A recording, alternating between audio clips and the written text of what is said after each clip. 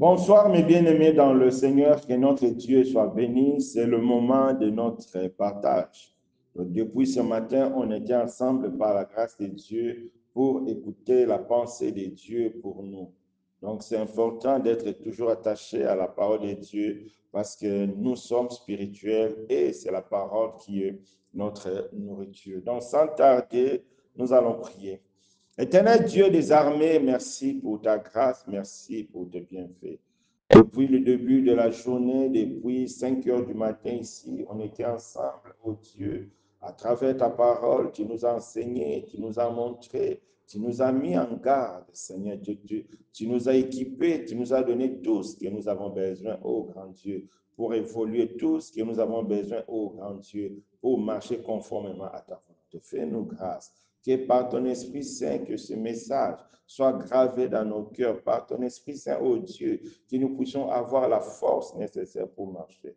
Merci d'enlever tout ce qui est la pensée humaine. Merci d'enlever, oh Dieu, tout ce que l'homme a préparé. Sois béni, Seigneur, au nom puissant de Jésus-Christ. Amen. Amen. Que notre Dieu soit béni.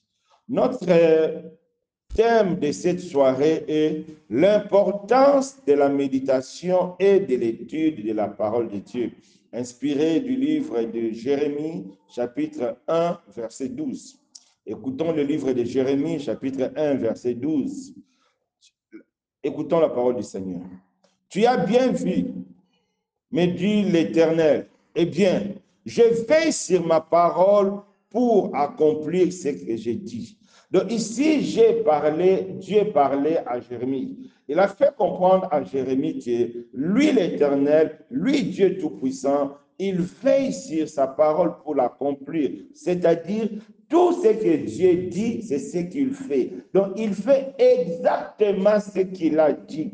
Il ne fait pas des choses hors de sa parole, non, parce qu'il a bien dit, je veille sur ma parole pour l'accomplir. Donc, personne ne peut falsifier la parole de Dieu parce que Dieu lui-même est le gardien de sa parole. Dieu lui-même est le garant de sa parole.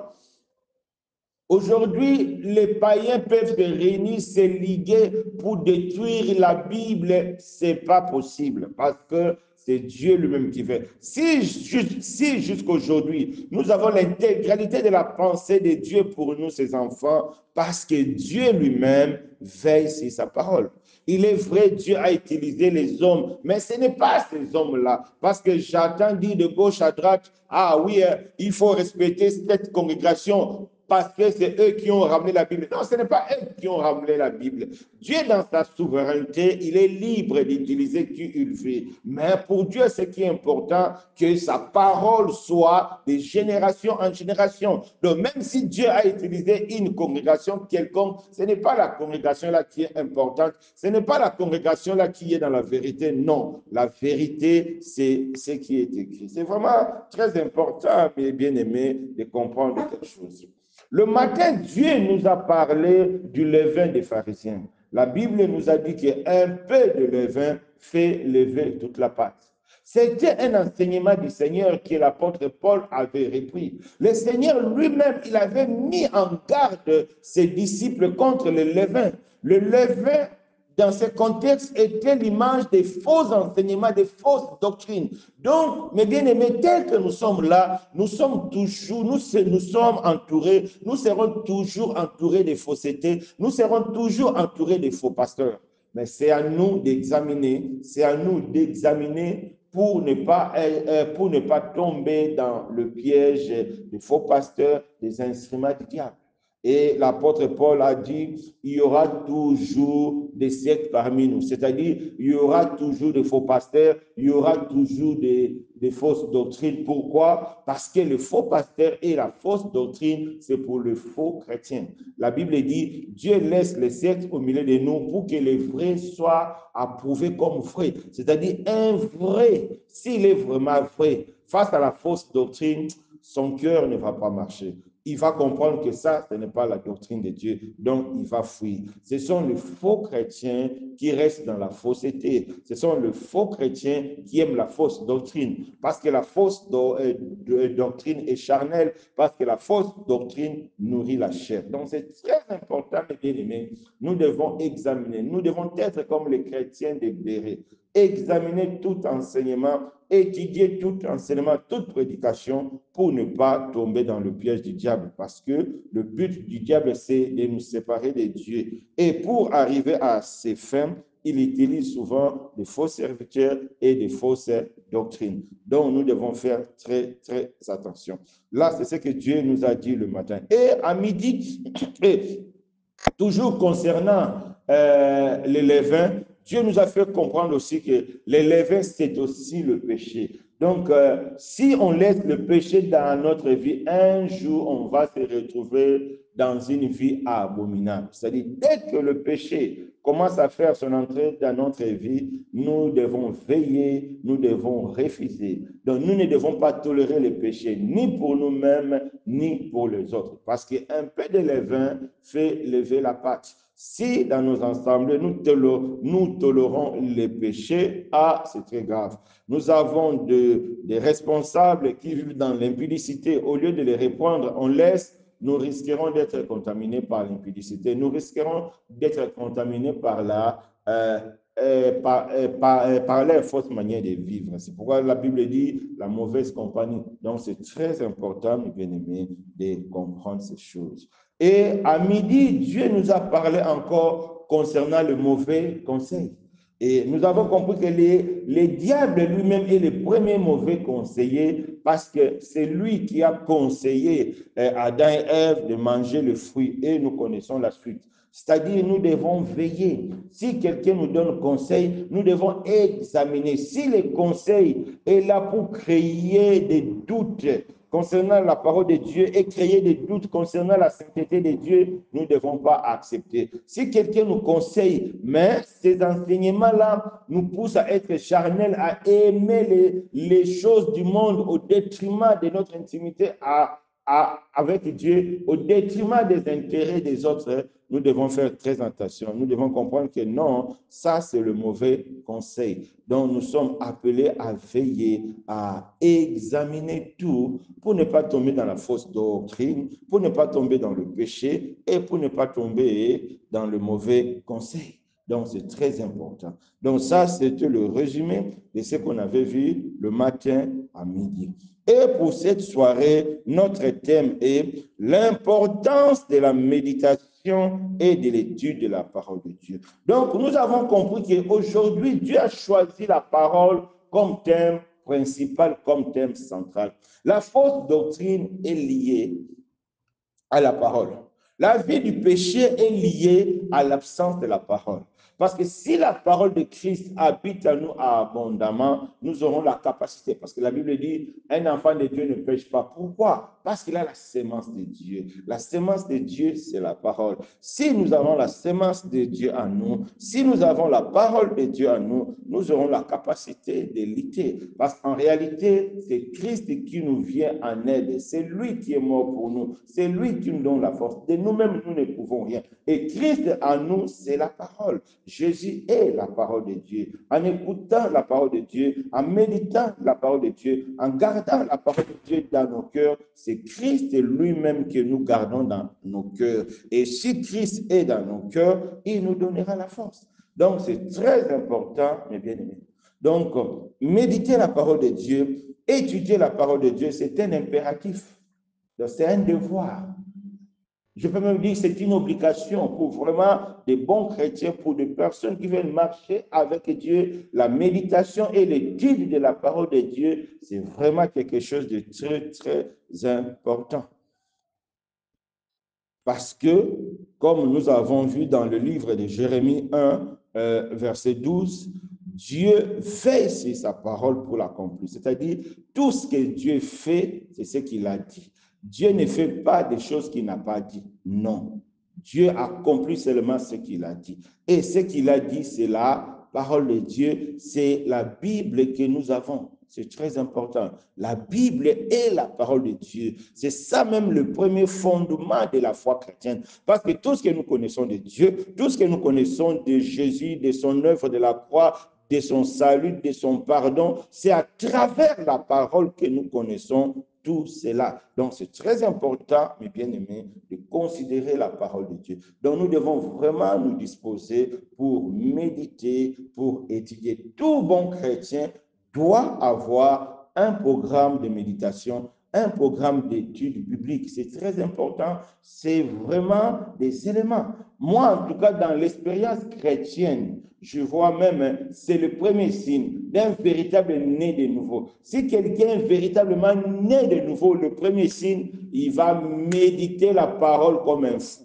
En tout cas, moi-même, j'ai expérimenté et je vois aussi autour de moi, c'est-à-dire des nés de nouveau, ils lisent la parole, pas possible, parce que la parole de Dieu, c'est la constitution. Si dans nos pays aujourd'hui, il y a les désordres, parce que le responsable politique ne respecte pas la constitution. La constitution est là pour garantir la paix, la sécurité, l'économie, pour garantir le bien-être de la population. C'est pareil, la parole de Dieu qui est notre constitution, c'est pour garantir notre intimité avec Dieu, pour garantir notre relation avec Jésus, pour garantir notre salut que nous avons en Jésus. C'est très important, mes bien-aimés.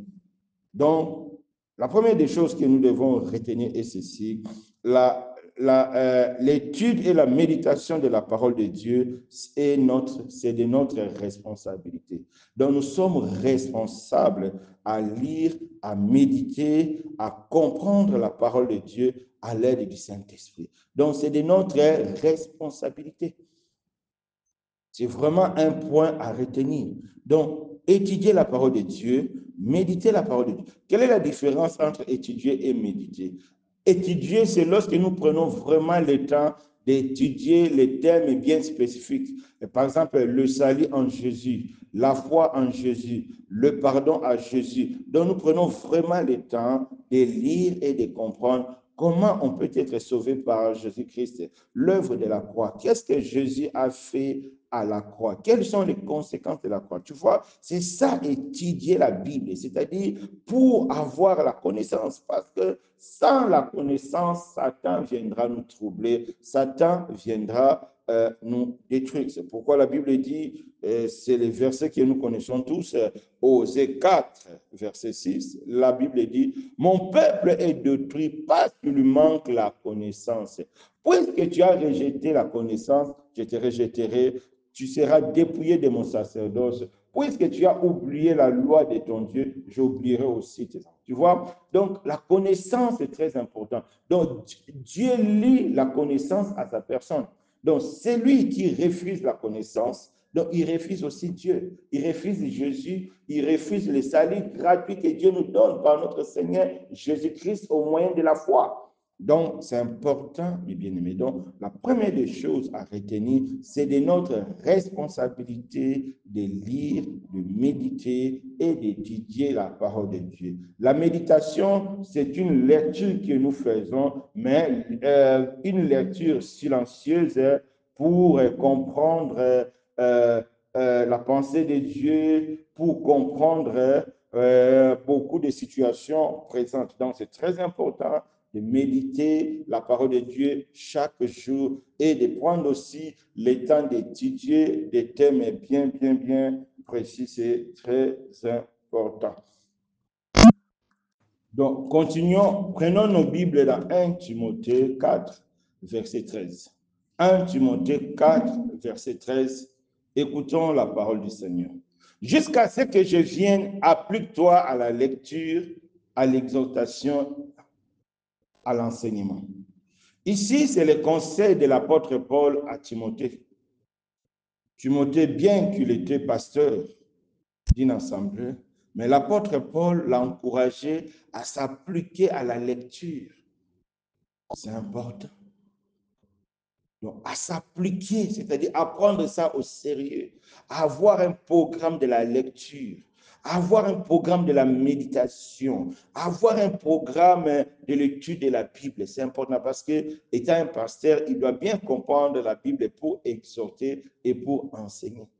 Et étant chrétiens, nous devons connaître la Bible pour savoir vivre dans ce monde de païens. Parce que comme David a dit, ta parole est la lumière sur mon sentier. Donc, c'est la Bible qui nous éclaire. La Bible, c'est Jésus lui-même en nous. Avoir la connaissance de la Bible, c'est avoir la connaissance de Jésus, c'est très important. Donc, on voit comment l'apôtre Paul encourage Timothée à s'appliquer à l'étude de la Bible. Donc, Dieu nous recommande à lire la Bible, à étudier la Bible. Comme je dis, c'est vraiment de notre responsabilité. Donc, tout chrétien, c'est important. Donc, tout chrétien est appelé à méditer la Bible, à comprendre les Écritures. Pourquoi? Quelle est l'importance de la méditation et de l'étude biblique? Il y a 4 points à signaler. Le premier point, l'étude et la méditation de la Bible nous permet de connaître la volonté parfaite de Dieu. C'est très important. Donc, étant des chrétiens, pour connaître la volonté parfaite de Dieu, c'est à travers les Écritures. Dieu a tout dit dans la Bible. Il n'y a plus rien. Donc, la révélation concernant l'Église est bouclée. C'est pourquoi la Bible dit, tout ce qui est écrit, c'est pour nous permettre de connaître que Jésus-Christ est le Fils de Dieu. En croyant en lui, nous sommes sauvés. Donc, toute la volonté parfaite pour le salut de l'humanité, c'est dans la Bible. Et la Bible, c'est Jésus. Connaître la volonté de Dieu, connaître le Seigneur Jésus, c'est étudier la Bible. C'est très important. Même si tu as les dons des visions, les dons des songes, c'est bien, mais il faut lire la Bible.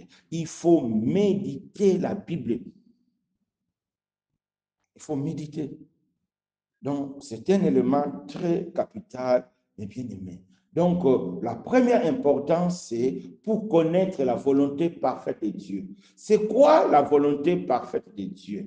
La volonté parfaite de Dieu veut tout simplement dire que c'est que Dieu veut en premier, c'est que Dieu cherche en premier. Aujourd'hui, mes bien-aimés, des fois, nous cherchons des choses secondaires.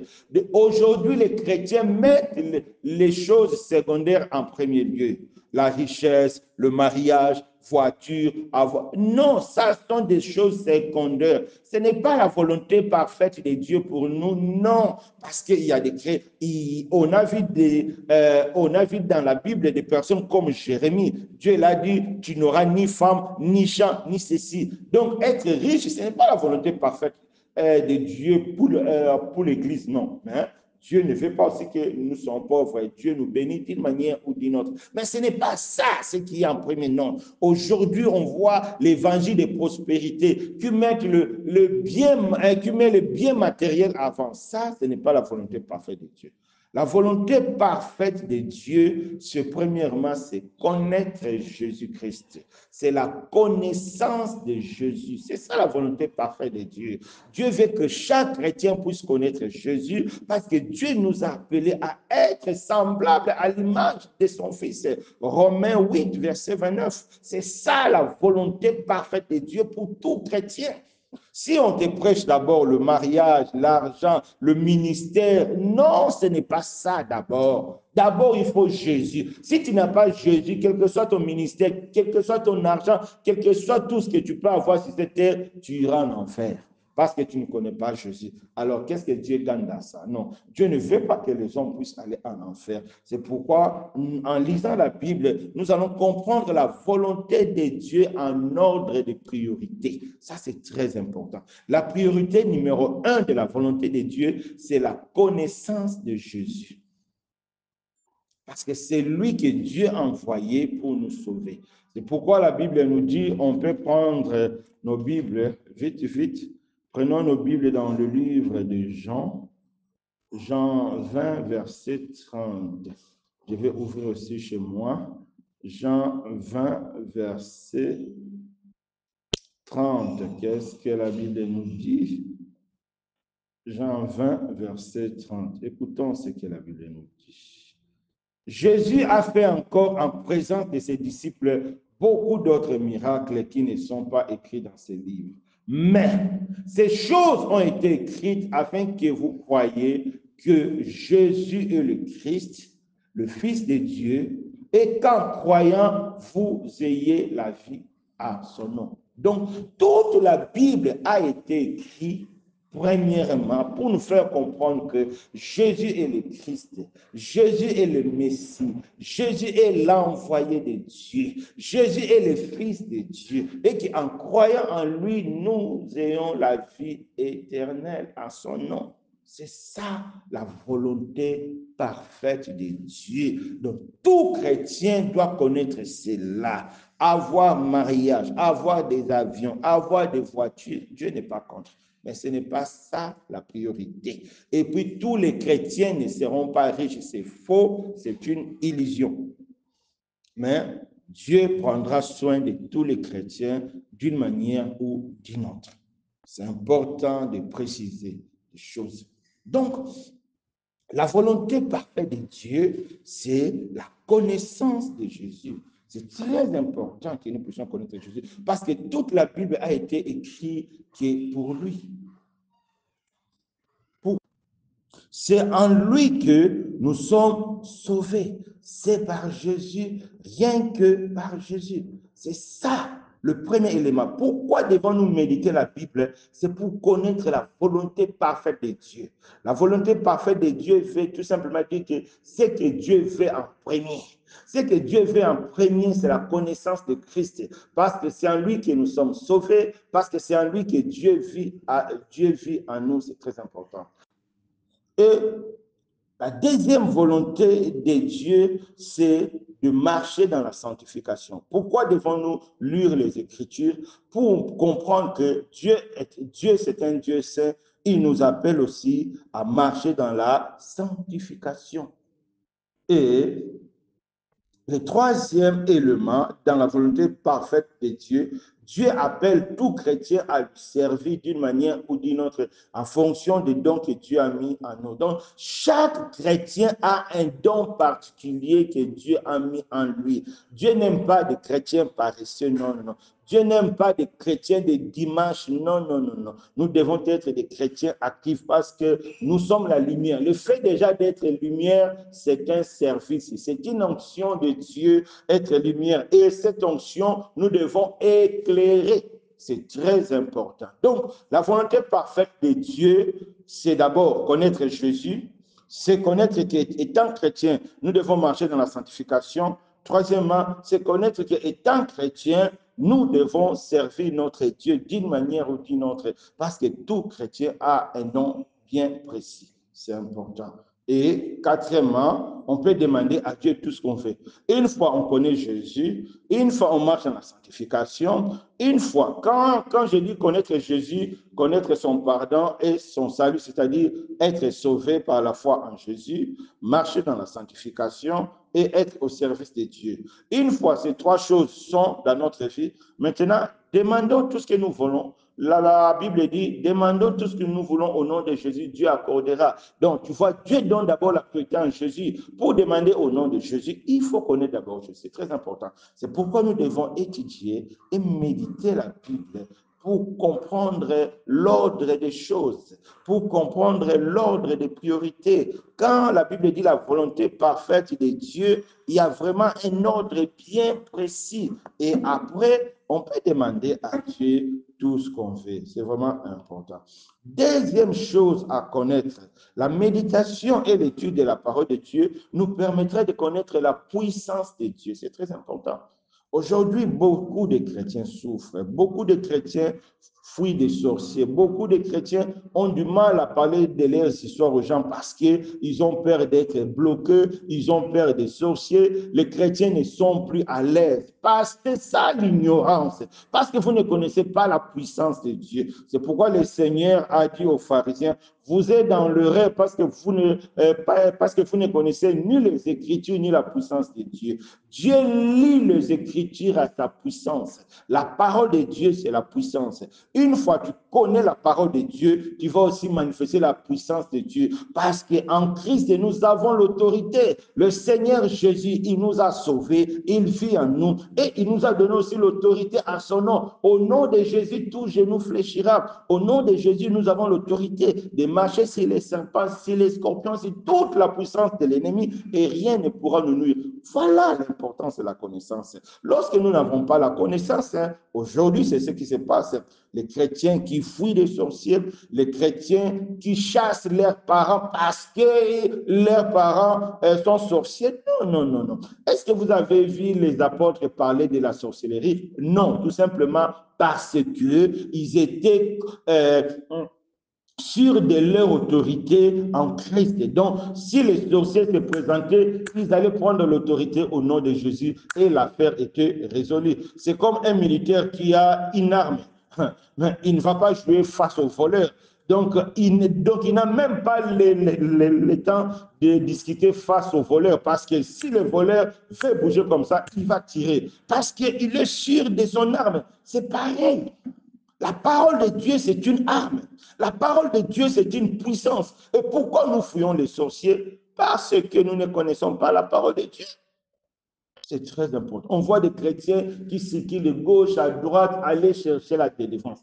Est-ce que vous avez vu ça dans la Bible? Les chrétiens aller de gauche à droite chercher la délivrance. Ça, c'est l'ignorance qui font les gens comme ça. Vous voyez comment l'ignorance est dangereuse, comment l'ignorance est vraiment un péché. Parce que ça, c'est une ignorance volontaire. C'est le refus de connaître. Parce que tu ne médites pas la parole de Dieu, parce que tu n'étudies pas la parole de Dieu.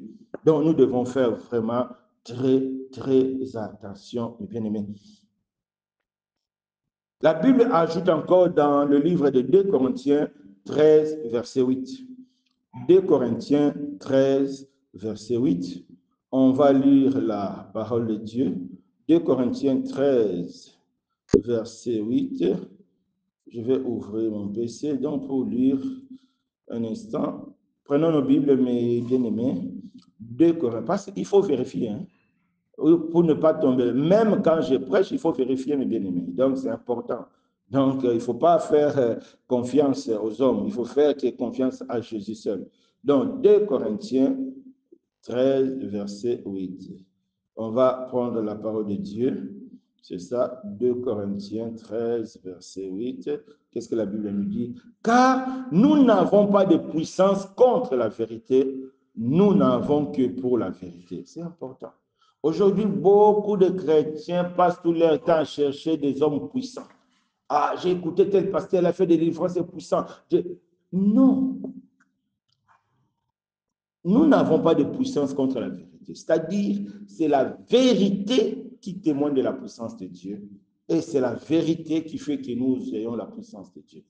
Même si quelqu'un fait des miracles de gauche à droite, nous sommes appelés à examiner. Comment expliquer quelqu'un qui fait des miracles, qui donne des prophéties, mais qui est dans la fausse doctrine, qui est dans les faux enseignements? Ah non, c'est quelqu'un à fuir. Parce que la Bible dit, il n'y a pas de puissance contre la vérité. C'est-à-dire, il n'y a pas une puissance qui peut être hors de la parole de Dieu. Non. Quand tu manifestes la puissance de Dieu, c'est que tu es aussi dans la saine doctrine. Et si tu n'es pas dans la doctrine du Christ, mais tu passes tout ton temps à faire des miracles, à chasser des démons, ah non, là tu es un suspect. C'est important. Donc c'est très important. Donc le deuxième élément, pourquoi nous devons méditer, étudier la parole de Dieu pour connaître la puissance de Dieu. Et le quatrième élément, c'est pour connaître le fonctionnement de l'Église. Ça, c'est très capital. Aujourd'hui, nous voyons autour de nous, tu vas voir 5 assemblées, 5 pratiques différentes. Chaque assemblée a sa pratique, a ses pratiques. Pourquoi? Parce que les gens ne méditent pas la Bible. La Bible dit, nous avons une seule foi. La foi commune avec les apôtres. Donc, toutes les assemblées du monde entier doivent avoir la même doctrine, la même foi. Donc, ce n'est pas possible ce que nous trouvons aujourd'hui. Il y a des assemblées qui utilisent huile d'onction. Il y a des assemblées qui utilisent eau bénite. Il y a des assemblées qui utilisent le sel. Il y a des assemblées qui disent que non, pour dominer là où tu es, il faut prendre l'enveloppe. Tu prends la poussière, c'est-à-dire la terre de là où tu es, tu mets ça dans l'enveloppe, tu mets l'argent, tu viens donner au pasteur, le pasteur va prier pour toi et tu vas donner la terre. Tu vois, il y en a beaucoup de pratiques. Pourquoi il y a beaucoup de pratiques? Parce que les gens ne méditent pas la parole de Dieu. Non, parce que les gens ne savent pas comment l'Église fonctionne. Aujourd'hui, beaucoup de personnes confondent le Nouveau Testament et l'Ancien Testament. Le Nouveau Testament, c'est la parole de Dieu. L'Ancien Testament, c'est la parole de Dieu. Mais l'Église est dans le Nouveau Testament. Pour comprendre l'Ancien Testament, nous devons comprendre l'Ancien Testament à la lumière du Nouveau Testament, à la lumière de l'œuvre de la croix. Parce que si nous ne comprenons pas l'Ancien Testament à la lumière de l'œuvre de la croix, nous allons commettre beaucoup de bêtises. C'est ce qui se passe aujourd'hui dans nos assemblées parce que nous confondons l'Ancien Testament et le Nouveau Testament. Nous confondons la loi et la foi. C'est pourquoi nous devons étudier la Bible pour éviter des bêtises. Parce que l'Église fonctionne par la foi. L'Église ne fonctionne pas comme les enfants d'Israël ont fonctionné. Non, non, non, non, non, non, non. Les enfants d'Israël fonctionnaient par la loi. L'Église fonctionne par la foi. C'est vraiment des éléments très importants à comprendre. C'est pourquoi nous devons lire la parole de Dieu et comprendre la parole de Dieu. C'est très important. Parce que l'Église a un enseignement spécifique dans la Bible. En lisant la Bible, tu vas comprendre l'enseignement spécifique dans la Bible. Bon, c'est vrai, on va développer ça après, donc c'est important. Et le quatrième élément, pourquoi devons-nous méditer la parole de Dieu? C'est pour avoir l'assurance du salut par la foi en Jésus. Aujourd'hui, beaucoup de chrétiens n'ont pas l'assurance du salut. Quand on dit, est-ce que si tu meurs aujourd'hui, tu vas aller au paradis? Non, je ne sais pas. Pourquoi? Parce qu'ils ne maîtrisent pas la parole de Dieu. Ils ne savent pas qu'est-ce que la Bible dit. Beaucoup pensent qu'ils sont sauvés par les œuvres. Non, nous sommes sauvés par la foi. Et une fois on a la foi, nous allons seulement vivre, donc notre vie va témoigner la foi. Cela ne veut pas dire que nous sommes sauvés parce que nous ne péchons pas. Non, non, non. Ne pas pécher, marcher dans la sanctification n'est rien d'autre que la conséquence de la foi. Mais bien aimés, c'est pourquoi nous devons étudier la Bible et méditer la parole de Dieu. Merci. Donc, mes bien-aimés, nous avons vu l'importance de l'étude et de la méditation de la parole de Dieu. Donc, nous avons cité 4 éléments. Donc, pour répéter ou bien saisir, le premier élément, la méditation et l'étude de la Bible vont nous permettre de connaître la volonté parfaite de Dieu, de connaître la puissance de Dieu. Troisièmement, de connaître le fonctionnement de l'Église et l'enseignement de l'Église. Quatrièmement, c'est pour avoir l'assurance du salut par la foi en Jésus. Ce n'est qu'en lisant les Écritures que nous allons avoir l'assurance et comprendre que nous sommes sauvés par la grâce au moyen de la foi. C'est très important. Donc, maintenant, nous allons voir certains comportements dangereux à haut risque et à éviter.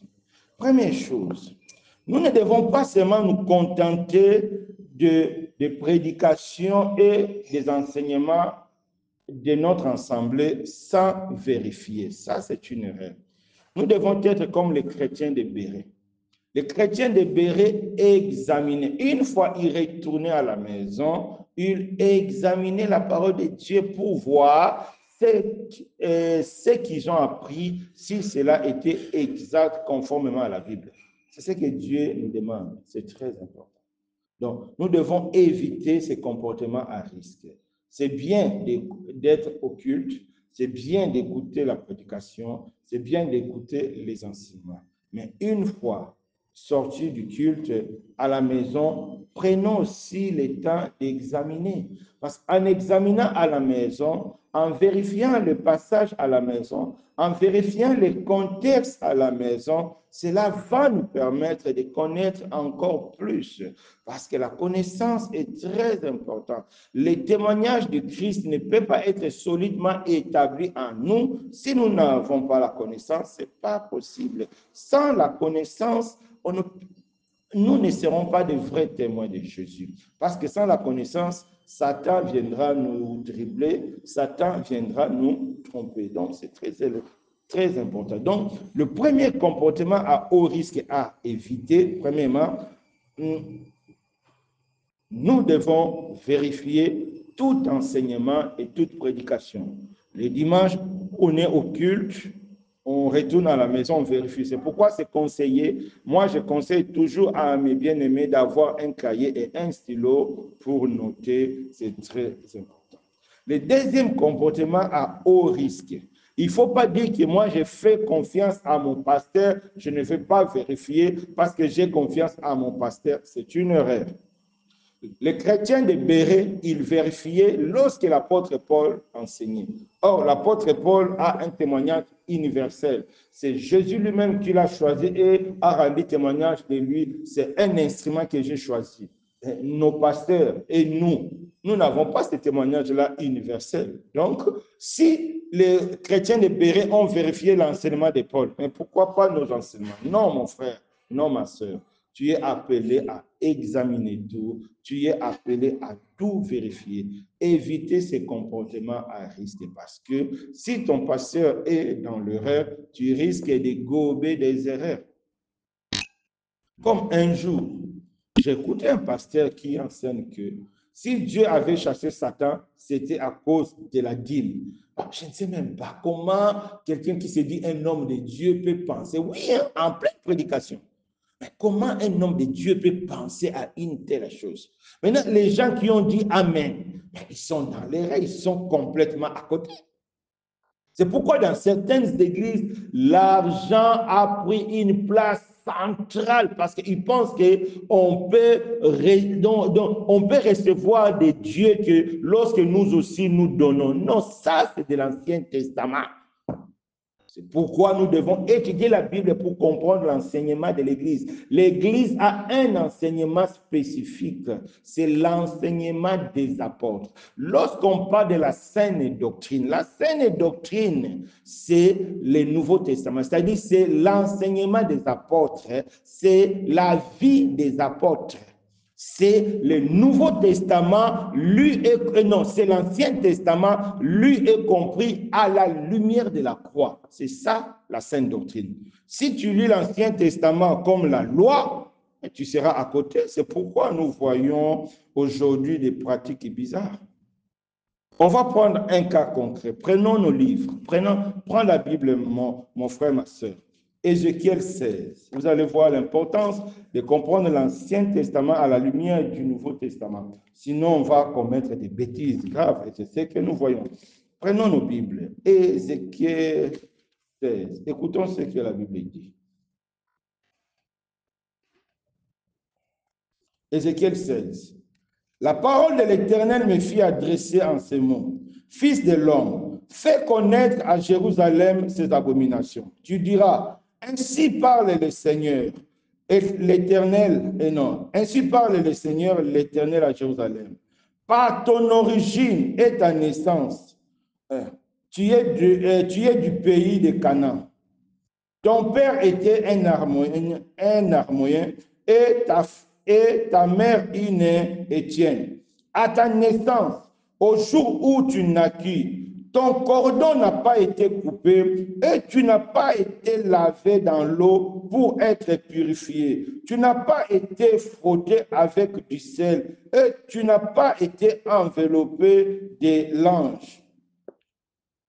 Vous avez compris. Donc, ici, la Bible nous dit que Dieu a dit à Ézéchiel, qui dit à Jérusalem, par son origine, il était de tel. Il n'a pas été lavé par le sel. Il avait toujours le cordon, les liens. Beaucoup prennent ces passages pour prêcher à l'Église que non, un chrétien peut encore être lié avec les liens familiaux. Ils donnent ces versets. Ça, c'est une erreur. C'est pourquoi nous devons tout comprendre à la lumière de l'œuvre de la croix. Non. Non, non, non, mes bien-aimés, non. La Bible dit, en Christ, tu es une nouvelle création. Il n'y a plus question de famille. Spirituellement, nous et notre famille, c'est coupé. La malédiction de la famille ne peut nous toucher que lorsque nous entrons dans le péché. Même en lisant tous les chapitres 16, on va comprendre aussi vers la base, c'est-à-dire en bas. Lorsque un chrétien retourne dans le péché, là, le péché devient une porte d'entrée.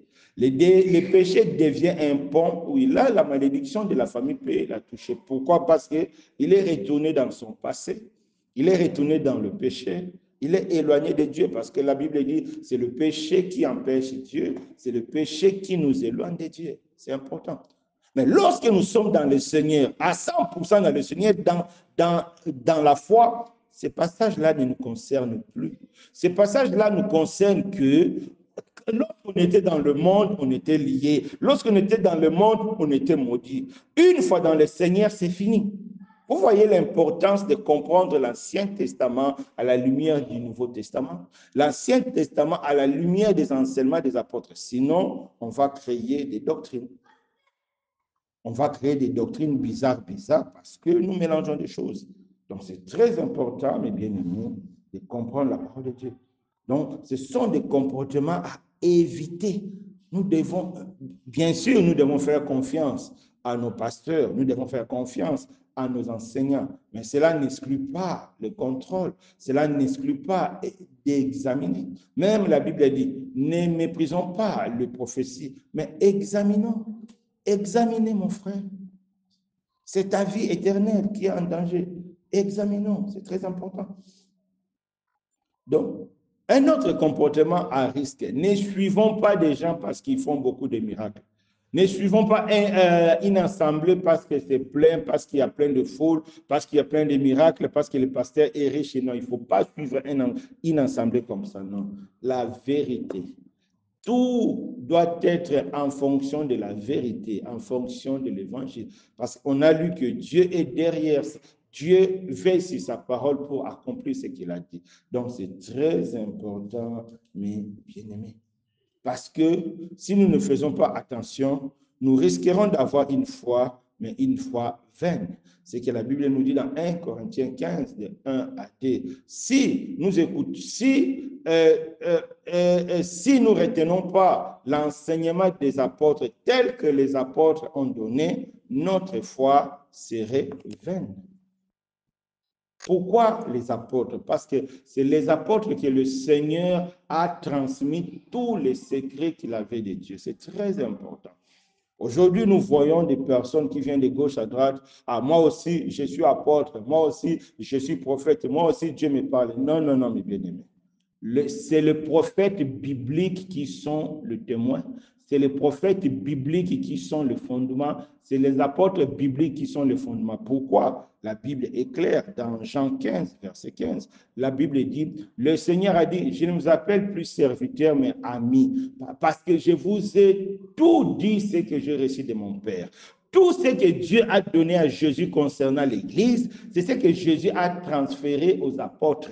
C'est ce que les apôtres nous ont écrit. C'est pourquoi l'apôtre Paul a dit dans Actes 20, verset 27, « Je vous ai donné tous les conseils de Dieu sans rien cacher. » Donc, ce que les apôtres ont écrit, c'est tous les conseils de Dieu. C'est pourquoi nous devons bien étudier la parole de Dieu. C'est pourquoi nous devons comprendre l'Ancien Testament à la lumière du Nouveau Testament pour demeurer dans la saine doctrine. Aujourd'hui, nous écoutons de gauche à droite. La saine doctrine, c'est dire aux gens de ne pas mettre parfum, dire aux gens de ne pas porter, mettre mèche. C'est ça la saine doctrine. Ça, c'est quel type de saine doctrine? Nous devons faire très attention. La saine doctrine, c'est l'enseignement des apôtres. La saine doctrine, c'est l'Ancien Testament lu et compris à la lumière de l'œuvre de la croix. Parce que La Bible nous montre que l'Ancien Testament était l'ombre des choses à venir et la réalité est en Christ. Mais bien aimés, nous voyons maintenant l'importance de la méditation et de l'étude biblique. Ça nous permettra vraiment d'être des chrétiens bien affermis et des chrétiens capables de manifester l'autorité de Christ. Pourquoi on ne manifeste pas l'autorité de Christ? Parce que nous sommes dans l'ignorance. C'est important. C'est important. C'est très important. Donc, mes bien-aimés, nous avons compris qu'un chrétien qui a la connaissance ne doit pas courir derrière les miracles, derrière les hommes de Dieu qui font des puissances. Non, non, non. Parce qu'il sait que lui-même a la puissance en lui. La puissance, c'est la connaissance. C'est Jésus qui est en nous. Et au nom de Jésus, tout genou fléchira. Nous manifestons l'autorité au nom de Jésus. Voilà des choses que nous devons comprendre. Donc, il y a vraiment des comportements à risque à éviter, c'est-à-dire courir, c'est-à-dire se contenter seulement des enseignements de l'Assemblée sans compléter par une étude personnelle, faire confiance à son pasteur, dire que non, je fais seulement confiance à mon pasteur, je n'ai pas besoin d'apprendre encore plus ailleurs, c'est faux. Et courir derrière les hommes de Dieu qui font des miracles et tout ça, c'est pas bon. C'est pourquoi nous devons lire et comprendre la Bible. Cela nous permettra d'être vraiment des bons chrétiens conformément à la parole de Dieu. Mon frère, ma soeur, donc nous avons compris l'importance d'étudier la Bible et de méditer la Bible. Donc, si on veut faire une synthèse de la journée, cela nous permettra de fuir les faux enseignements et les faux serviteurs. Cela nous permettra de détecter les faux conseils et cela nous permettra d'être vraiment des vrais chrétiens dans le Seigneur qui vivent par la foi. C'est très important. Aujourd'hui, beaucoup n'ont pas vraiment connaissance que l'Église a un enseignement spécifique. C'est très important. L'Église, l'enseignement spécifique, c'est la saine doctrine. La saine doctrine, c'est quoi? C'est l'enseignement des apôtres. Et les apôtres nous ont enseigné la foi. L'Église vit par la foi. Et la foi se manifeste à travers l'amour. Donc l'Église n'a qu'une seule loi qui est amour. C'est lui qui pratique l'amour, accomplit toute la loi. C'est pourquoi la Bible dit, l'amour, c'est l'accomplissement de toute la loi. Tout ce que Dieu nous a donné, tout ce que Dieu a donné dans l'Ancien Testament, nous, l'Église, nous le vivons dans l'amour. Parce que j'aime mon frère, je ne dois pas prendre sa femme. Parce que j'aime mon frère, je ne dois pas l'insulter. Donc, ça dit, les 10 commandements et toutes les lois de Moïse sont dans l'amour. C'est important. Et beaucoup de chrétiens ne savent pas. On voit encore des chrétiens aujourd'hui qui disent que non, ils pratiquent l'Ancien Testament. C'est un péché même. Donc, un chrétien vit par la foi. Un chrétien manifeste la foi à travers l'amour. C'est pourquoi, bien aimé, étudions la parole de Dieu, méditons la parole de Dieu pour que nous soyons propres aux yeux de Dieu. Personne ne viendra te tromper que non, viens, je vais te laver, viens, je vais te nettoyer, va chercher du sel, va chercher l'huile, va chercher l'eau. Non, l'Église n'est plus d'État. La foi de Jésus est suffisante pour nous délivrer. La foi de Jésus et la foi en Jésus est suffisante pour nous délivrer. La foi en Jésus est suffisante pour nous donner la force de vaincre n'importe quel ennemi spirituel. La foi de Jésus est suffisante pour nous garder devant Dieu. La foi de Jésus est suffisante pour faire de nous les disciples. La foi de Jésus est suffisante pour nous permettre de manifester l'autorité de Christ.